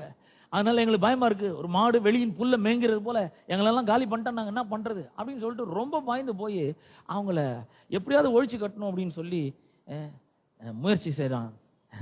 கர்த்தர் சொல்றாரு பாருங்க 22ஆம் அதிகாரம் 12ஆம் வசனத்துல 22ஆம் அதிகாரம் 11, 12 வசனங்களை வாசிக்கிறேன். பூமியின் விசாலத்தை மூடுகிற ஒரு ஜனக்கூட்டம் எகிப்திலிருந்து வந்திருக்குது. யார்? இஸ்ரவேல் ஜனங்கள் பத்தி தான் சொல்றாங்க. இவங்க யாரு? தேவனோட உடன்படிக்கையின் ஜனங்கள், ஆசீர்வதிக்கப்பட்ட ஜனங்கள். ஆகையால் நீ வந்து எனக்காக அவர்களை சபிக்க வேண்டும் அப்படின்றான். அப்பொழுது நான் அவர்களோட யுத்தம் பண்ணி ஒருவேளை அவர்களை துரத்தி விடலாம் என்று நீ வந்து சபிச்சா போதும், மீதியெல்லாம் நான் பாத்துக்கிறேன். அவங்க மேல யுத்தம் பண்ணி அவங்களெல்லாம் துரத்துற வேலை எல்லாம் நான் பாத்துக்கிறேன், ஆனா நீ வந்து என்ன பண்ணணும், சபிக்கணும். அதற்கு தேவன் பிலேயாமை நோக்கி, நீ அவர்களோட போக வேண்டாம், அந்த ஜனங்களை சபிக்க வேண்டாம், அவர்கள் ஆசீர்வதிக்கப்பட்டவர்கள் என்றார். என்ன மாதிரி என்ன மாதிரி ஒரு எச்சரிக்கை பாருங்க. கடவுளை வந்து அந்த பிள்ளையை அவன் பார்த்து சொல்றாரு, தம்பி நீ வந்து ஒரு தீர்க்கதரிசியா இருக்கலாம், ஆனா நான் உங்களை ஆசீர்வச்சிருக்கிறேன், ஜாக்கிரதையாரு.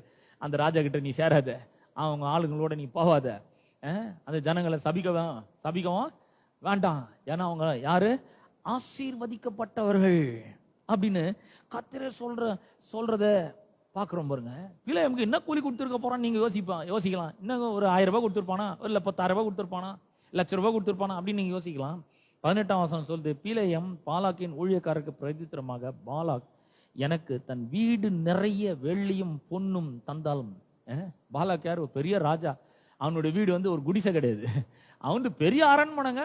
அந்த வீடு நிறைய வெள்ளியும் பொண்ணும் தந்து சிறிய காரியமானாலும் பெரிய காரியமானாலும் செய்யும் பொருட்டு இந்த கட்டளை நான் என்ன பண்ண முடியாது, மீறவே முடியாது அப்படின்னா.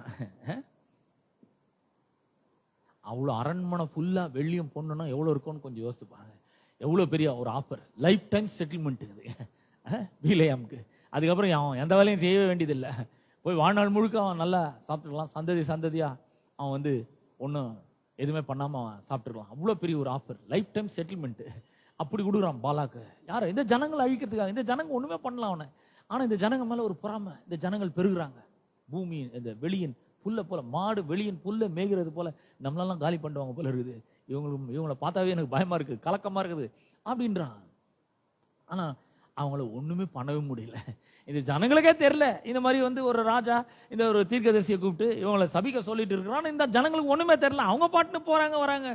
ஆனா கர்த்தர் வந்து இவங்களை வந்து ஆசீர்வதிச்சிட்டாரு. நான் சொல்றேன், கர்த்தர் உங்களை ஆசீர்வதிச்சிட்டாருன்னா எந்த மனுஷனாலும் உங்களை சபிக்கவே முடியாதுங்க. அவர் சொல்லிக்கிறாரு, எப்பொழுதும் உனக்கு எல்லா இடத்துலையும் நான் உனக்கு வெற்றியை தருவேன். அவர் இப்படி சொல்லி இருக்கும் பொழுது எவனா வந்து நீ ஃபெயில் தாண்டா ஆவான்னு சொன்னா நம்ம எப்படி அதை ஏத்துக்க முடியும்? நான் சொல்றேன், நான் நிச்சயமா ஏத்துக்கவே மாட்டேன். ஒருவேளை இன்னைக்கு வந்து நம்ம செய்யற வேலைகள்ல சில பின்னடைவுகள் ஏற்படலாம், ஆனா அதனால இருந்து நம்ம எப்பவுமே வந்து தோல்வி அடைவோம் அப்படின்ற நம்ம கணிச்சிடக்கூடாது. நான் சொல்றேன் பாருங்க, கர்த்தர் உங்களுக்கு வெற்றி மேல வெற்றியை தர வல்லவரா இருக்கிறாரு. தாவீதுக்கு சிங்கத்து மேல வெற்றியை தந்தார், கரடி மேல வெற்றியை தந்தார், அதுக்கப்புறம் கோலியாத்து மேல வெற்றி தந்தார். எங்கெல்லாம் படையெடுத்து போனான்னு அங்கெல்லாம் அவனுக்கு ஒரு மாபெரும் வெற்றியை கொடுத்தாருங்க. எப்பவுமே வெற்றி தான். நான் சொல்றேன், உங்களுக்கு கர்த்தர் எப்பொழுதும் எல்லா இடத்திலையும் வெற்றி சிறக்க பண்ணுகிற ஒரு தேவனா இருக்கிறாரு. அவர் சொல்றாரு, நான் உன்னை விட்டு விலகவே மாட்டேன், உன்னை கைவிடவே மாட்டேன். இந்த பூமியின் கடைசி பரியந்தம் சகல நாட்களில் நான் உன்னோட கூட இருக்கிறேன். என் கிருபை உனக்கு முன்னாடி போகும், என் கிருபை உன்னோட கூட இருக்குது, என்னுடைய தயவை உன்னோட கூட நான் வைக்கிறேன். உன்னை பார்க்கிற எல்லார் கண்களிலும் நான் உனக்கு தயவு உண்டு பண்றேன், நல்ல ஆட்களை உன்னோட கொண்டு வந்து நான் சேர்க்கிறேன் அப்படின்னு சொல்லி அவர் சொல்றாரு பாருங்க. நான் சொல்றேன், உங்களோட வாழ்க்கையை அவர் மேம்படுத்துறதுக்கு, வெற்றி பெற செய்வதற்கு, உங்களோட வாழ்க்கையை அளவில்லாத விதத்துல ஆசீர்வதிக்கிறதுக்கு அவர் நிறைய பேர் வச்சிருக்கிறாருங்க. அவர் மட்டும்தான் நம்மளுடைய சோர்ஸ். ஆனா அவர் நிறைய ஆசீர்வாதமான வாய்க்கால்களை நிறைய வச்சிருக்கிறாரு, அவென்யூஸ் நிறைய வச்சிருக்கிறாரு. சோர்ஸ் அவர் தான், அவர் மட்டும்தான். ஆனா அவருக்கு நிறைய மீன்ஸ் இருக்கு, நிறைய அவென்யூஸ் இருக்கு, நிறைய வழிகள் இருக்கு நம்மள ஆசீர்வதிக்கிறது. நான் சொல்றேன், ஒரு குழா ஸ்டாப் ஆனாக்கா அவர் ஒரு மதகே திறக்க முடியும், அவ்வளவு பெரிய ஒரு வல்லமுள்ள தேவனா இருக்கிறார். ஒண்ணு வந்து நின்றுச்சுன்னு உடனே வந்து நமக்கு இருதயமே சோர்ந்து போயிடக்கூடாது. ஒரு டீல் முடியலங்க, எனக்கு ரொம்ப கஷ்டமாகுது, முடிகிற மாதிரி வந்துடுச்சு இந்த டீல் முடிஞ்சிருந்தா நான் வந்து நல்லா செட்டில் ஆயிருப்பேன், எனக்கு கொஞ்சம் பணம் கிடைச்சிருக்கோம் அப்படின்னு யோசிக்க கூடாது. இல்ல, ஒண்ணு போனா பரவாயில்ல, ஆனா பல வழிகள் அவர் திறக்க வல்லமுள்ள தேவனாய் அவர் இருக்கிறார். பாருங்க, இங்க வந்து அவங்களால சபிக்கவே முடியல, என்னென்னமோ பண்ணி பார்க்கறோம், ஆனால முடியவே இல்லை. 24ஆம் அதிகாரம் 1ஆம் வசனத்தை வாசிக்கிறேன் பாருங்க. இஸ்ரவேலை ஆசீர்வதிப்பதே கர்த்தருக்கு பிரியம் என்று பிலேயம் கண்டான். அவனுக்கு நல்லா தெரிஞ்சு போச்சு, இவங்களை நம்மளால சபிக்கவே முடியாது. நான் சொல்றேன், உங்களை யாராலையும் சபிக்க முடியாது. உங்க மேல கர்த்தர் வச்சிருக்கிற அந்த ஆசீர்வாதத்தை யாராலையும் எடுக்கவே முடியாது. ஒருவேளை அவங்க உங்களை ஏமாத்தி இருக்கலாம், ஒருவேளை அவங்க உங்க மேல தவறான கருத்துக்களை பதிவு செய்திருக்கலாம், ஒருவேளை அவங்க உங்களை ரிஜெக்ட் பண்ணிருக்கலாம், ஒருவேளை தப்பா உங்க மேல அக்யூஸ் பண்ணிருக்கலாம், நிறைய காரியங்களை அக்யூஸ் பண்ணிருக்கலாம்.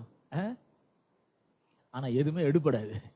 கடவுள் பார்த்துன்னு இருக்கிறார், அவர் நீதியுள்ள நியாயாதிபதி. அவர் தான் உங்களை அழைச்சிக்கிறாரு, அவர் தான் உங்களை அபிஷேகம் பண்ணி இருக்கிறாரு, அவர் தான் உங்களுக்குள்ள வரங்களையும் தாளந்துகளை வச்சுக்கிறாரு, அவர் தான் உங்களை ஆசீர்வதிச்சு இருக்கிறாரு, அவர் தான் உங்களை மேல தூக்கிட்டு வர போறாரு.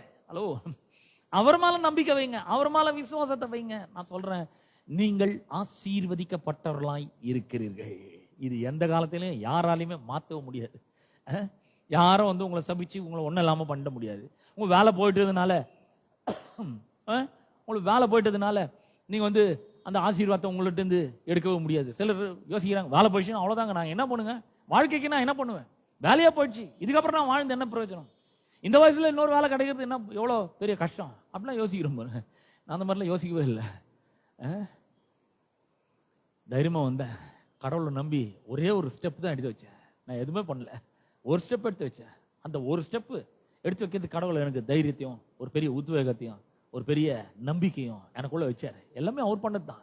அந்த ஒரு ஸ்டெப் எடுத்து வைக்கிறது கூட அவர் தான் உதவி செஞ்சாரு. அவருடைய ஆவியானவர் மூலமா என்னுடைய ஆவிய அனல் மூட்டி, என்னுடைய மனதை ஒளியூட்டி, என்னுடைய சரீரத்தை எனர்ஜைஸ் பண்ணி அவர் இந்த ஸ்டெப் எடுத்து வைக்கும்படி செஞ்சார் பாருங்க.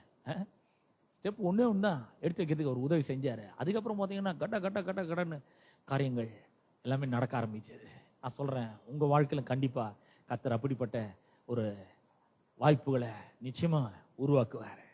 மற்றதை பற்றிலாம் கவலைப்படாதீங்க. யார் உங்களை என்ன சொன்னாலும் அதை பற்றிலாம் அதெல்லாம் தூக்கி மைண்டில் ஏற்றிக்காதீங்க. கடவுள் உங்களோட கூட இருக்கிறார். அவர் உங்களை ஆசீர்வதிச்சிட்டார், அவ்வளோதான். அந்த ஆசீர்வாதத்தை உங்கள் மேலே வச்சிட்டார். இதை யாராலையும் மாற்றவும் முடியாது.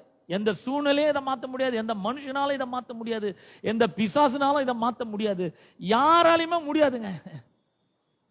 நான் சொல்றேன், நீங்க ஆசீர்வதிக்கப்பட்டவர்கள்லாம் யாரும் உங்களை சபிக்க முடியாது. சாபம் உங்க மேல உங்க வாழ்க்கையில ஒன்றும் செய்யவே முடியாது. அது பலிக்காது. தைரியமா இருங்க. அப்ப நான் சொல்றேன், யோசேப்புக்கு எப்படி அற்புதமான ஆட்களை கொண்டு வந்து அவர்களுடைய கண்களில் எல்லாம் தயவு கடக்க வச்சாரோ, எப்படி அவன் செய்கிறதெல்லாம் வெற்றி பெற வச்சாரோ, தாவீதுக்கு எப்படி வெற்றி மேல வெற்றி கொடுத்தாரோ, அவங்ககிட்ட வச்சிருந்த அந்த கவன், அந்த 5 கல்ல ஒரு பெரிய ஆசீர்வாதம்ன்ற சக்தியோட கூட அந்த கவன் கல்லு போதும் நமக்கு ஜெயிக்கிறதுக்கு. வாழ்க்கையில எவ்வளவு பெரிய பிரச்சனை இருந்தாலும் சுலபமா ஜெயிச்சிட முடியும் பாருங்க. நான் உங்களுக்கு சொல்றேன், இந்த நம்பிக்கையை வளர்த்து கொள்ளுங்கள். இந்த கடவுளுடைய வார்த்தையை கேட்கும் போது ஒரு நம்பிக்கை உள்ள வருது பாத்தீங்களா, அந்த நம்பிக்கையோட ஒரு ஸ்டெப் எடுத்து வைங்க, அப்படியே விட்டுறாதீங்க. அந்த நம்பிக்கையோட விசுவாசத்தோட தைரியமா ஒரு ஸ்டெப் எடுத்து வைங்க. இல்ல, ஆண்டவர் என் கூட இருக்கிறாரு சொல்லிட்டாரு, அவர் தான் என் கூட பேசிட்டு இருக்கிறாரு, எனக்கு நல்லா தெரியுது, தைரியமா நான் ஒரு ஸ்டெப் எடுத்து வைக்க போறேன். வைங்க எடுத்து, மீதி எல்லாத்தையுமே அவர் பார்த்துப்பாங்க. வாழ்நாள் முழுக்க அவர் பார்த்துக்கிறாரு. தாவீது அப்படிதான் எடுத்து வச்சான், யோசேப் அப்படிதான் எடுத்து வச்சான், ஆபிரகாம் அப்படிதான் எடுத்து வச்சான். விசுவாசத்தோட புறப்பட்டு போனான். இந்த விசுவாசத்தோடு எடுத்து வைக்கிற ஒவ்வொரு அடியும் ரொம்ப ஸ்ட்ராங்கான அடிங்க. நீதிமானுடைய பாதை நடுப்பகல் வரைக்கும் அதிகமாய் பிரகாசிக்கிற சூரிய பிரகாசம் போல் இருக்கும் என்று நீதிமொழி 4:18 நம்ம வாசிக்கிறோம். ஒரு அடி எடுத்து வச்சங்க, மொத்தம் எதிர்காலமே இருட்டா இருக்குது அப்படின்னு நீங்க யோசிக்காதீங்க. இல்லங்க, எடுத்து வைக்க பிரகாசம் வந்துட்டே இருக்கும். வைக்க ஒளி நம்முடைய வாழ்க்கையில, நம்முடைய போற திசையில ஒளி வீசிக்கொண்டே இருக்கும்.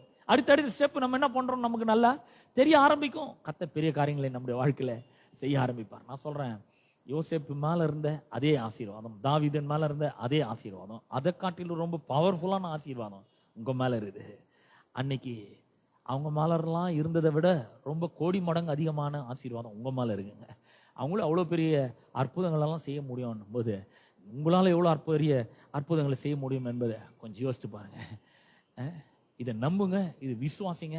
இந்த விசுவாசத்தோடு கர்த்தரை நோக்கி பாருங்க. பிரச்சனை மேல இருந்தெல்லாம் கண்ணை எடுங்க. கடவுள் என் கூட இருக்கிறாருங்க, நான் அவரை நம்பி இந்த வேலையை நான் செய்ய போறேன். யார் வேணா என்ன வேணா சொல்லியிருக்கலாம், என் மேல வீண் பழி சுமத்தி இருக்கலாம், என்னை மோசமான வார்த்தைகள்ல வசைப்பாடி இருக்கலாம், அதெல்லாம் தூக்கி நான் மனசுல வைக்கவே போறது இல்லை. யோசிப்பு அதெல்லாம் வைக்கல. தாவீது கூட பாருங்க, அவங்க அப்பா கூட அவன் பேரை சொல்லவே இல்லை. அவங்க சகோதரலாம் கேட்கறாங்க, டேய் எங்க வந்துருக்கிற நீ, அங்க இந்த ஆடுங்கெல்லாம் யார்கிட்ட விட்டு வந்துக்கிற நீ, பொறுப்பே இல்லாத ஒரு ஆளா இருக்கிற நீ அப்படின்லாம் சொல்றாங்க சகோதரர்களா. இங்க வந்து என்னடா பண்ற, உனக்கு இங்க என்ன வேலை அப்படின்னு கேட்குறாங்க. அந்த மாதிரி நிறைய பேர் உங்ககிட்ட சில விஷயம்லாம் சொல்லிருக்கலாம், அதெல்லாம் தூக்கி போடுங்க. தாவீது நினைச்சிருந்தா அல்லது யோசேப்பு நினைச்சிருந்தா அவங்க மேலெல்லாம் பகை விரோதத்தை வளர்த்து என்னென்னமோ பேசியிருக்க முடியும், என்னென்னமோ சபிச்சிருக்க முடியும். ஆனா அவங்க 2 பேரும் அது மாதிரிலாம் எதுவுமே பண்ணவே இல்லை. அவங்க என்ன பண்ணாங்க, கடவுளை நம்பி அவர் கொடுத்த அந்த வேலையை நினைச்சு, அவர் தான் இந்த வேலையை எனக்கு கொடுத்துக்கிறாருன்னு நினைச்சு ரொம்ப அற்புதமா அதை செய்ய ஆரம்பிச்சாங்க பாருங்க. அது செய்யும் பொழுதே கடவுள் அவங்கள உயர்த்த ஆரம்பிக்கிறார். யாக்கோபுன்ற ஒரு புருஷன் இருந்தான் பாருங்க. அவன் கூட அவன் அவங்க மாமாவுடைய மகளை விரும்பி அவன் மாமா கிட்ட போறான். இங்க ஒரு ஏதோ பிரச்சனை வீட்டுல, அதனால அவன் மாமா கிட்ட போறான். அப்படி மாமா கிட்ட போகும்பொழுது அவனுக்கு அந்த மாமன் என்ன பண்றான், அவனை ஏமாத்தி 7 வருஷம் வேலை செய்ய, என் பொண்ணை ஒன்று தரேன் அப்படின்னு சொல்லிட்டு 7 வருஷம் வேலை செய்ய வச்சு பொண்ணை மாத்தி கொடுத்துட்றான். என்னங்க இப்படி பண்ணிட்டீங்களே அப்படின்னு சொல்லி கேட்கும்போது, உனக்கு கவலைப்படாத, பரவாயில்ல, இன்னும் 7 வருஷம் வேலை செய்ய, நான் அவளையும் உனக்கு கொடுக்குறேன் அப்படின்னு சொல்லி 20 வருஷம் ஏமாத்துறான் பாருங்க. அவனுக்கு கொடுக்க வேண்டிய மரியாதை கொடுக்கல, அவனுக்கு கொடுக்க வேண்டிய கனத்தை கொடுக்கல, அவனுக்கு கொடுக்க வேண்டிய சம்பளத்தை கொடுக்கல, 10 முறை சம்பளத்தை மாத்துறான், என்னென்னமோ வஞ்சிக்கிறான். கடைசியில ஒரு இடத்துல அவன் சொல்றான், ஆதியாகமம் 30ஆம் அதிகாரம் 27ஆம் வசனத்துல அவன் சொல்றான், அப்பொழுது லாபான், உன் கண்களில் எனக்கு தயவு கிடைத்ததையானால் நீ இருன்றான். இது எந்த ஊர்ல அடக்கம் இது? இவன் யாருங்க? இவன் அங்க இருந்து வீட்டுல இருந்து ஓடி வந்து அவன் மாமா வீட்டுல தஞ்சம் புகுந்து 20 வருஷம் இங்க அடிமை மாதிரி வேலை செஞ்சுக்கிறான். சம்பளம் இல்லாத, அரியர் இல்லாத, இன்கிரிமெண்ட் இல்லாம, சம்பளமே இல்லாம வேலை செஞ்சுக்கிறான். 20 வருஷம் வேலை செஞ்சுக்கிறான். ஒன்றும் இல்லை, வெறுங்கையோடு இருக்கிறான். அவ்வளோ ஏமாத்திக்கிறான். 10 முறை சம்பளத்தை மாத்தி பீருண்டு போனது, அப்புறம் சிங்கம் பூச்சின்னு போண்டு, கரடி பூச்சின்னு போனதெல்லாம் இவன் கையில வாங்கி, சென்னை அழிஞ்சதெல்லாம் இவன் கணக்கில் எழுதி, இதுக்கெல்லாம் நீ இவ்வளோ வேலை செய்யணும், அவ்வளோ வேலை செய்யணும்னு சொல்லிட்டு எக்கச்சக்கமான குறுக்கு வழியிலெல்லாம் போட்டு அவனை வஞ்சித்து ஏமாற்றி, அவன் கையில பைசா இல்லாத மாதிரி பண்ணி அந்த அளவுக்கு எல்லாம் பண்ணாம பாருங்க. இன்னைக்கு சொல்றான், அவன் சொல்றான், உன் கண்களில் எனக்கு தயை கிடைத்ததை ஆனால் நீ இரு. ஏன்னா ஏன் அப்படி சொல்றான்? உன் நிமித்தம் கர்த்தர் என்னை ஆசீர்வதித்தார் என்று குறிப்பினால் அறிந்தேன். ஏதோ ஒண்ணு எனக்கு தெரியுது, என்ன நடக்குதுன்னு எனக்கு தெரியல, ஆனா ஒண்ணு மட்டும் நிச்சயம், உன் நிமித்தமாக கடவுள் என்ன ஆசீர்வச்சிருக்கிறார். யாக்கோபு சொல்றான், ஏப்பா நான் உங்ககிட்ட வந்த போய் உனக்கு இருந்து கொஞ்சம், ஆனா நான் வந்த பிறகு உனக்கு எவ்வளவு ஆயிருக்கு, எவ்வளவு பெருகி இருக்கலாம் பாருங்க. யாருனால? யாக்கோபுனால. அவன் மேல இருந்த ஆசீர்வாதத்தினால. நான் சொல்றேன், உங்க மேல ஆசீர்வாதம் இருக்கும்போது வெறும் நீங்க மட்டும் கிடையாது, உங்களோட யாரெல்லாம் கனெக்ட் ஆகிறவங்களோ எல்லாரும் மேலே அந்த ஆசீர்வாதம் என்ன பண்ணுது? போதுங்க, கண்ணு முன்னு தெரியாத ஆசீர்வாதம் போதுங்க. லாபான் யாரு? கிறிஸ்தவன் கிடையாது. இவன் தான் உடன்படிக்கை மனுஷன். ஆனா அவன் மேலேயும் அந்த ஆசீர்வாதம் பரவ ஆரம்பிக்குது. அவன் ஒரு ஏமாத்துக்காரன், மருமகனையும் ஏமாத்துறான், வஞ்சிக்கிறான், 10 முறை சம்பளத்தை மாத்துறான். ஆனா அவன் ஒண்ணு சொல்றான், உன் கண்ணில் எனக்கு தயை கிடைச்சதுன்னா நீ இரு. உன் நிமித்தம் கர்த்தர் என்ன ஆசீர்வதித்தார் என்று குறிப்பினால் அறிந்தேன். ஏதோ ஒண்ணு எனக்கு தெரியுது, நீ இருக்கிறதுனால தான் நான் எவ்வளவு நல்லா இருக்கிறேன். நீ இருக்கிறதுனால ஆட்டு மந்தெல்லாம் ரொம்ப பெருசாகுது, நீ இருக்கிறதுனால மாட்டு மந்தெல்லாம் ரொம்ப பெருசாகுது, நீ இருக்கிறதுனால வேலைக்காரெல்லாம் கரெக்டா வேலை செய்யறான், நீ இருக்கிறதுனால நான் பெரிய லெவல்ல வளர்ந்துட்டே இருக்கிறேன், நீ இருக்கிறதுனால எனக்கு நிறைய லாபம்பா அப்படின்னு சொல்லிட்டு அடுத்து ஒண்ணு சொல்றான். அடுத்த வசனத்துல அவன் சொல்றான், உன் சம்பளம் இன்னதென்று எனக்கு சொல்லு, நான் அதை தருவேன். சம்பளத்தை நீ பிக்ஸ் பண்ணு. யாரு? ஓனர் சொல்றாரு. யாரை பார்த்து? அவன்கிட்ட வேலை செய்யற ஆளை பார்த்து சொல்றாங்க. நான் சொல்றேன், உங்க மேல ஆசீர்வாதம் இருக்கும்போது உங்களுக்கு விரோதமா யார் வேணா என்ன வேணா பண்ணலாம், உங்களை ஏமாத்தலாம், உங்களை வஞ்சிக்கலாம், உங்களை எப்படியாவது உங்ககிட்ட இருந்து உழைப்பெல்லாம் உறிஞ்சிக்கின்னு உங்களுக்கு ஏற்ற ஊதியத்தை கொடுக்காம இருக்கலாம். ஆனா நான் சொல்றேன், கர்த்தர் நீதி உள்ள நியாயாதிபதி.